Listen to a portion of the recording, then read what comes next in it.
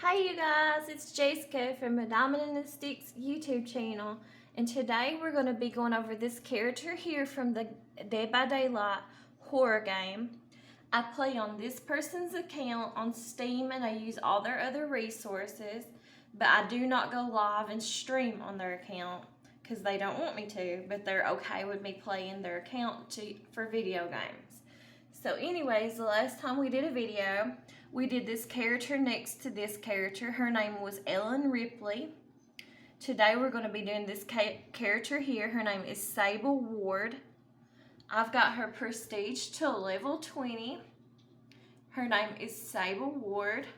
We're going to go into her bio and get right into it. Let's just go ahead and read her bio. Sable figured she had to be adopted. No way was she the prodigy of her insanely perky mom and her grinning, golf-playing frat boy of a dad. They didn't understand the first thing about her. No one in Greenville did, except for Michaela. They were fast friends since 3rd grade. Up until then, Sable had no friends.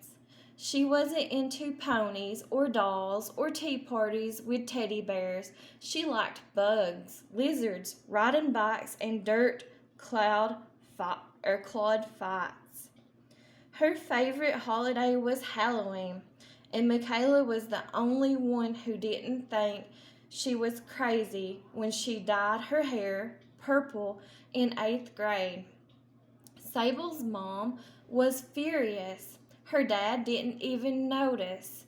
Michaela went with her to the mall when she got her ears pierced and helped her pick out her first tattoo, an occult symbol hidden in a place her parents would never see. Michaela, let me scroll it down so I can read it, guys. Michaela declined to get her own tattoo. She flirted with the dark side, but she didn't live it. Not like Sable. The dark side made sense to Sable. She reveled in it.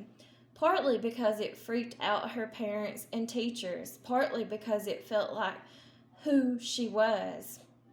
Some called her a goth because of the way she presented herself. But she wasn't into labels. She loved horror movies and found the occult exciting. It made sense to her. She knew that the shiny suburban world of her mom and dad had a dark underbelly.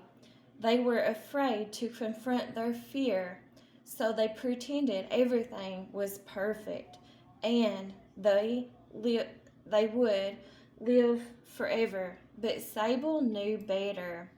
Death stalked us all, and no one was getting out alive. Michaela got Sable a job at Moonstone, probably the only place in town that would have hired her. She took classes at the local college and produced a guerrilla radio show on the shortwave in her attic. All things wicked. This night was about the world's dark underbelly, the occult, urban legends, horror, and often there were heated discussions with Michaela about the horror movies they'd catch at the only theater in Greenville. Michaela liked horror with a little comedy, but Sable liked it meaner, scarier, bloodier. She relished the gore, enjoyed the terror, liked to feel the adrenaline rush, and their debates were entertaining to say the least.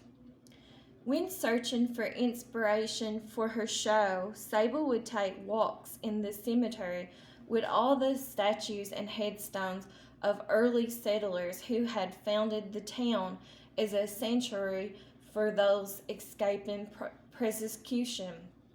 She often talked about that history on her show, and she formed a theory that the uncanny sightings and disappearances were somehow linked to the town's history.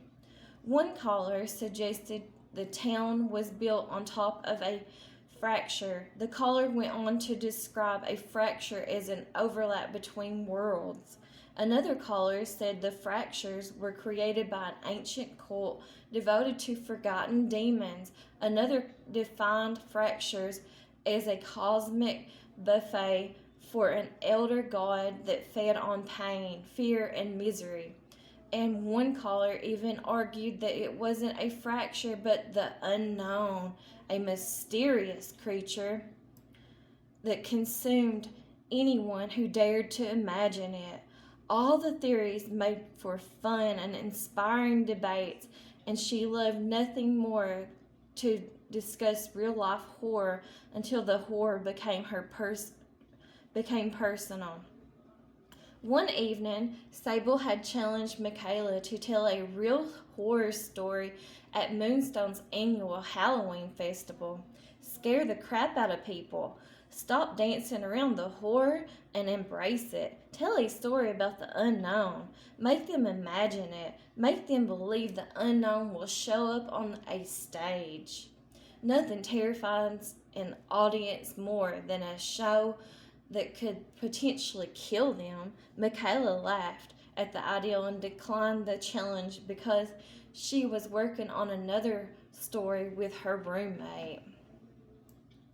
But a strange black fog had taken Michaela during her performance, and Sable felt the icy hand of guilt grab her by the back of the neck.